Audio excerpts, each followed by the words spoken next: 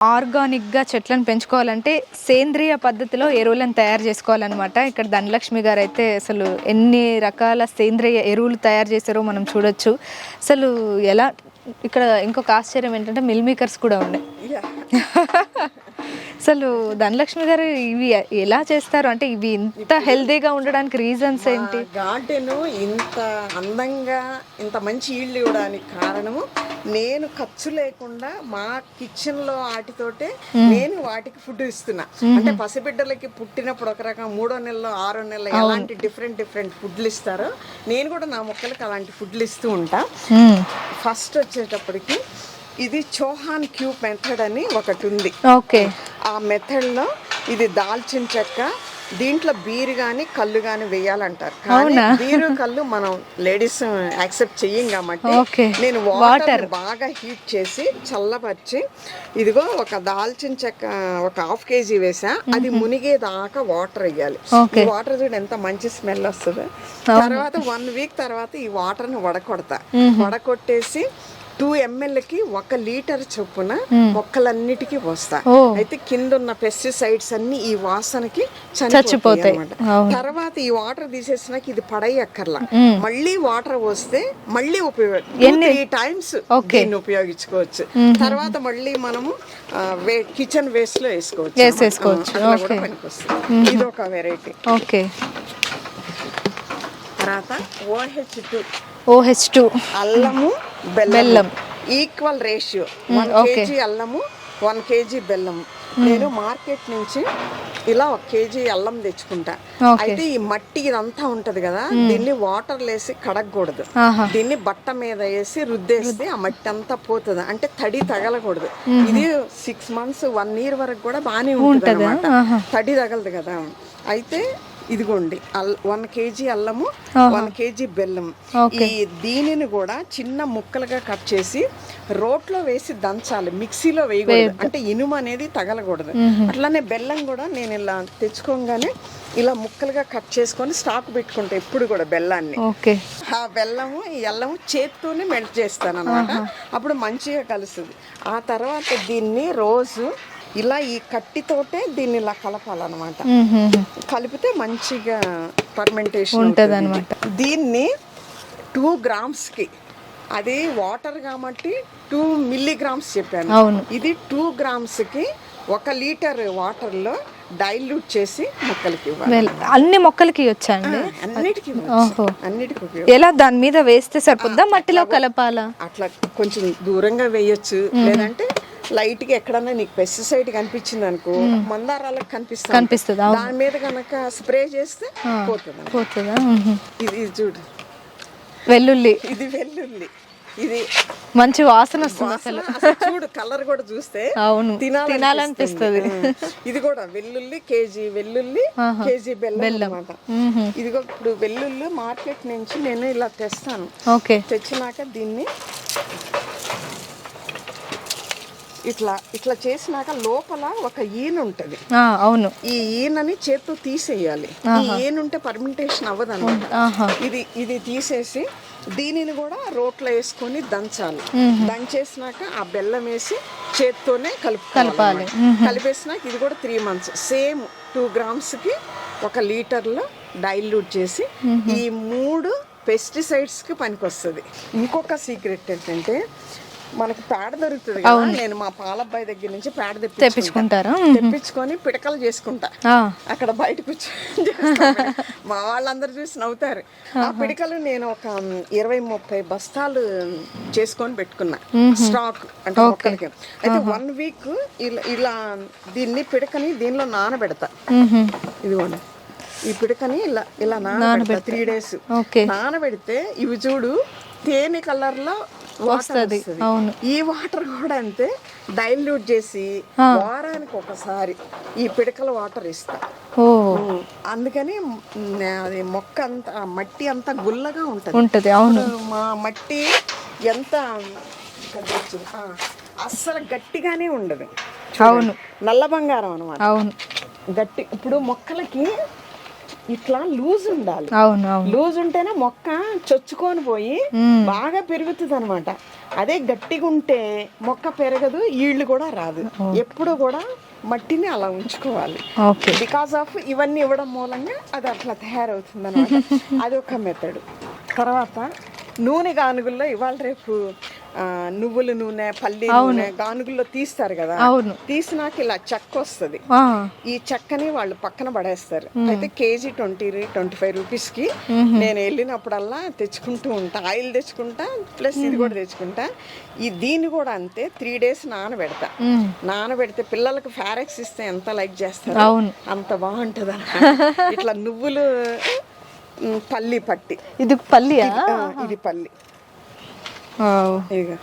ఇది నువ్వులు పట్టి, ఇది పల్లి పట్టి. వీటిని ఎలా వేస్తారు? సేమ్ దీని మెథడే. వాటర్ లో నానబెడతా 3 days, నానబెట్టి డైల్యూట్ చేసి ఇచ్చేస్తారు. ఇట్లా మగ్గుతో చిన్నటికైతే తక్కువ పోస్తా, ఈ పెద్ద వాటికైతే ఎక్కువ పోసేస్తా. ఇది చాలా బాగా మంచిది. అసలు ఫస్ట్ దీని గురించి చెప్పారా? ఇది ఇప్పటి వరకు ఎవరు వాడి ఉంటారు, నేను ఫస్ట్ టైం.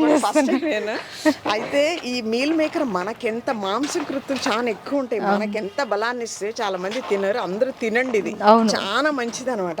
అయితే వీటిని వాటర్ లో నానబెడతా. నానబెట్టేసి తర్వాత 1 day తర్వాత వీటిని బాగా ఇలా పిండేస్తే దీనిలో జ్యూస్ అంతా దిగుతుంది, వాటర్ వస్తుంది. ఆ వాటర్ లో 1 లీటర్లో ఒక 10 లీటర్లు వాటర్ కలిపి డైల్యూట్ చేసి ప్రతి మొక్కకి ఇస్తా. అట్లా లేదు అట్లా కుదరలేదు అంటే వీటిని మిక్సీలో వేసి పౌడర్, ఒక్కొక్క స్పూన్, చిన్న ముక్కలు అయితే 1 స్పూన్, పెద్ద మొక్కలు అయితే 2-3 స్పూన్లు. ఇది మట్టి కొంచెం పక్కకు తీసి లోపలేసి పైన మట్టి వేయాలి, చాలా బాగా వస్తాయి. ఇది మాత్రం మంచి సీక్రెట్ మొక్కలకి. ఎగ్ పొలిగా మనం టీ కాసుకుంటాం కదా, ఆ టీ పొడిని నేను రోజు క్లీన్ చేస్తా. అంటే షుగర్, పాలు ఉంటాయి కదా, అవి రాకుండా వాటర్ తోటే ఇట్లా ఆ స్టైనర్ లోనే నీళ్ళు పోసి క్లీన్ చేస్తా. దాన్ని ఇలా ఎండబెట్టుకుంటా. ఈ ఎండబెట్టి ఈ ఎక్కువ రోజెస్ కి, మందారాలకి చాలా బాగా పనిచేస్తాయి. మట్టిని కొంచెం ఇట్లా సైడ్ కి తీసేసి ఇట్లా వేసామనుకో, ఇట్లా అన్నామనుకో, అది నీళ్లు పోయంగానే మొక్క అంతా వెళ్ళిపోతుంది, బాగా వస్తాయి. తర్వాత ఈ ఎగ్ షెల్ కూడా అండి, ఇది కూడా ఎంత బలం అంటే ఎక్కువ రోజెస్కి, మందార అన్నిటికి కూడా వేయచ్చు. నేను ఎక్కువ వీటికి వేస్తా. అయితే ఇట్లా డైరెక్ట్గా వేయకూడదు, కొంతమంది డైరెక్ట్గా వేస్తారు. ఇది షార్ప్ ఉంటుంది, మన దగ్గర వానపాములు ఉంటాయిగా, అవి కట్ అయిపోతాయి. అందుకని వీటిని మనం గ్రైండ్ చేసి, లేదంటే రోట్లో వేసి దంచేస్తే అట్లా వేయాలి. కానీ చాలా మంది తెలియక ఇది వేస్తారు. ఈ షార్ప్ కి వానపాము కట్ అయిపోతుంది, చచ్చిపోద్ది పాపం. ఇది ఒక తెలుసుకోవాల్సిన ఇది అనమాట. ఇది ఫ్రూట్ ఫర్మెంటేషన్ జ్యూస్, FFJ అంటారు. అంటే బనానా, బెల్లము 1:1 రేషియో. 1 kg బనానా తీసుకొస్తే బాగా ముగ్గిన కాయలు తీసుకొచ్చాలి. అవి చేత్తోనే బాగా మెల్ట్ చేయాలి. ఆ బెల్లాన్ని దీన్ని కలిపితే ఇదిగో ఇలా తయారవుతుంది. ఎంత మంచి జ్యూస్ అనమాట. మొక్కలకు కూడా జ్యూస్లు ఇస్తాను అనమాట నేను. ఇంకా అవి హ్యాపీగా, వాటికి కూడా సరైన ఫుడ్ ఇస్తున్నారు కాబట్టి అవి అంత హెల్దీగా పెరుగుతున్నాయి అనమాట.